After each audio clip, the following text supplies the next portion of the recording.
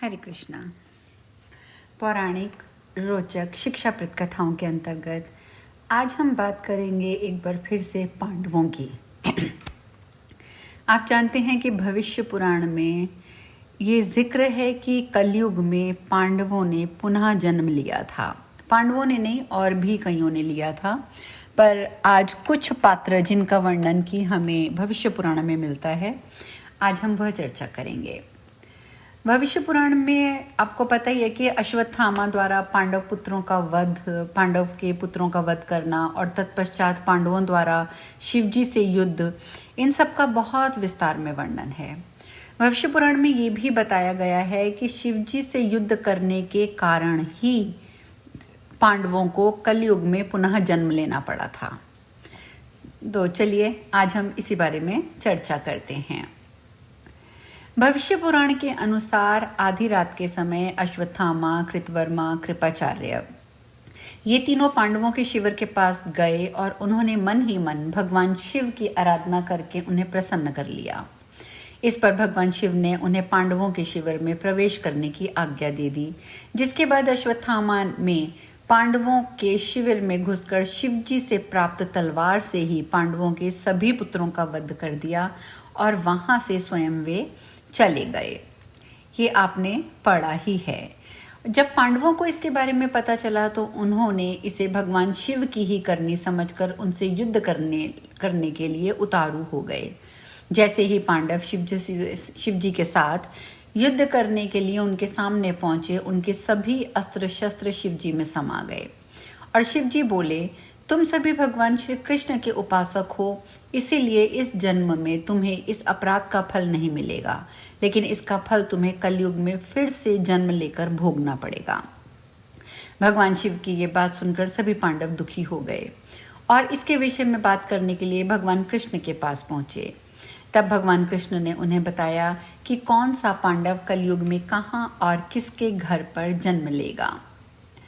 भविष्य पुराण के अनुसार कलयुग में युधिष्ठिर महाराज वत्सराज नाम के राजा के पुत्र बने और कलयुग में इनका नाम था मलखान।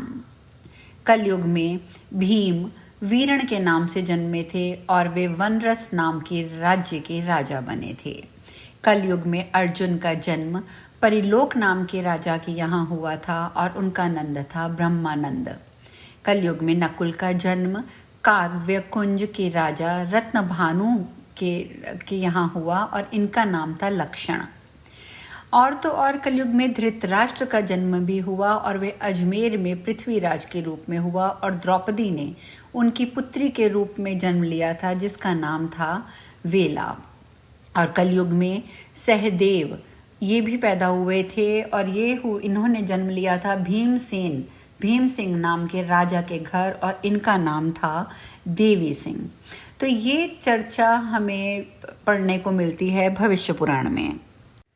और अब जब भविष्य पुराण की चर्चा चल ही रही है तो एक और रोचक बात मैं बताती हूँ कि भविष्य पुराण में ब्रह्मा जी ने बताई हैं पुरुषों से जुड़ी हुई कुछ गुप्त बातें।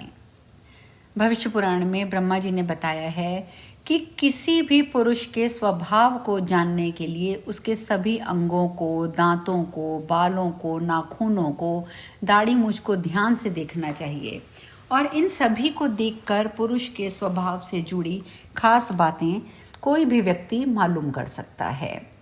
जैसा कि यदि किसी पुरुष के पैर में तर्जनी उंगली यानी कि अंगूठे के पास वाली उंगली अंगूठे से बड़ी दिखाई देती है तो ऐसे व्यक्ति स्त्री सुख प्राप्त करने वाले होते हैं।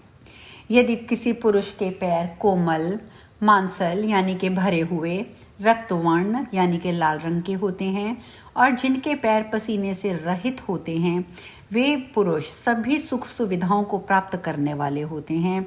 ऐसे लोगों का जीवन बहुत ही आराम से व्यतीत होता है।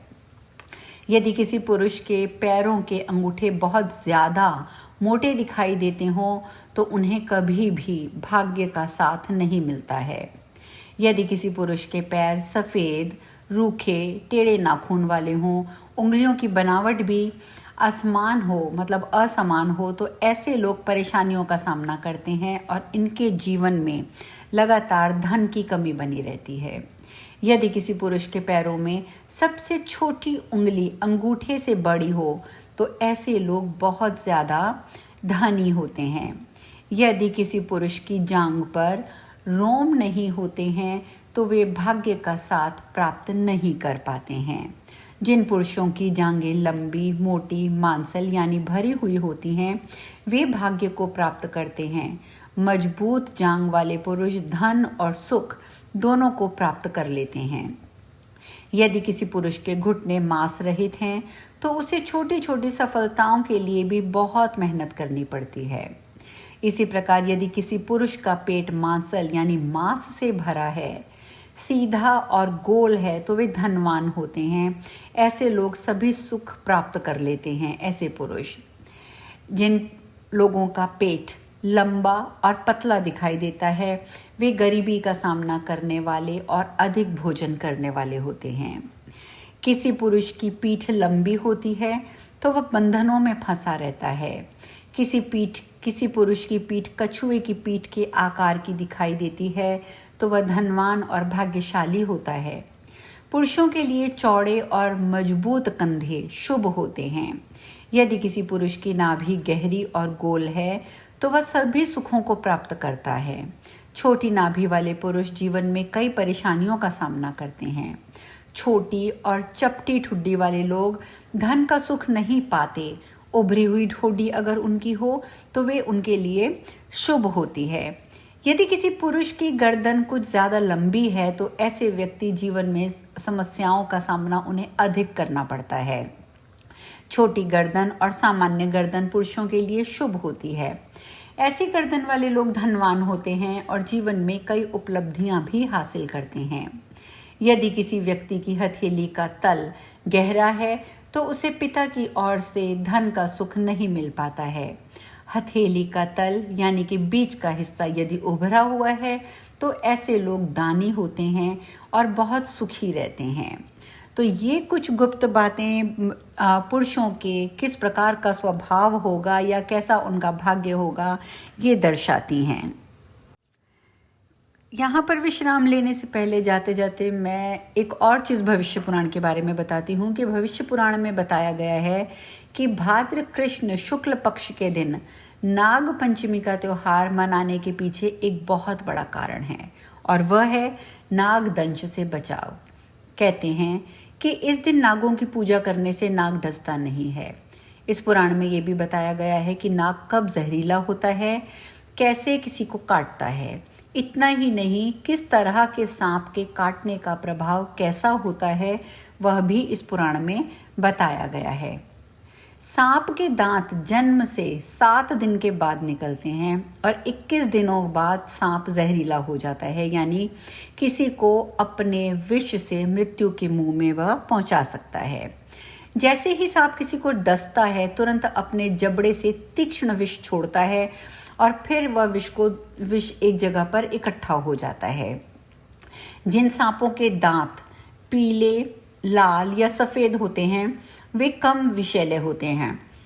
ऐसे सांपों की आयु भी कम होती है। सांपों के 32 दांत और 4 विष दांत होते हैं और इन विष दांतों के नाम है मकरी, कराली, कालरात्रि और यमदूती। इन चारों दांतों के काटने का अलग अलग प्रभाव होता है। यमदूती नाम की दांत जो है वो सबसे छोटी होती है और इस दांत से सांप जिसे काटता है वह तुरंत मृत्यु को प्राप्त हो जाता है। सांप का विष जो होता है वो दाहिनी आंख के समीप होता है। क्रोध करने पर विष पहले मस्तिष्क में पहुंचता है, फिर धमनी में, इसके बाद नाड़ियों से होता हुआ विष दंत में पहुंचता है।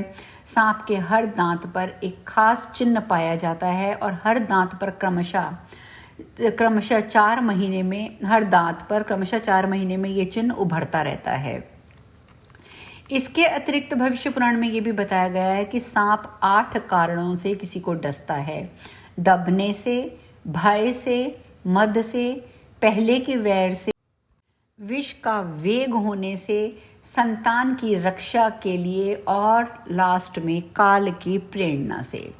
जब सांप काटने पर 4 दांतों के निशान नजर आएं तो समझना चाहिए कि सांप ने काल की प्रेरणा से काटा है। इसमें मृत्यु की संभावना सबसे अधिक रहती है। तो ये कुछ रहस्यमयी बातें थी जो कि भविष्य पुराण में हमें पता चलती हैं सांपों के बारे में। तो आज हम इस चर्चा का में यहीं विश्राम लेंगे। कल हम एक बार पुनः मिलेंगे। हरे कृष्णा।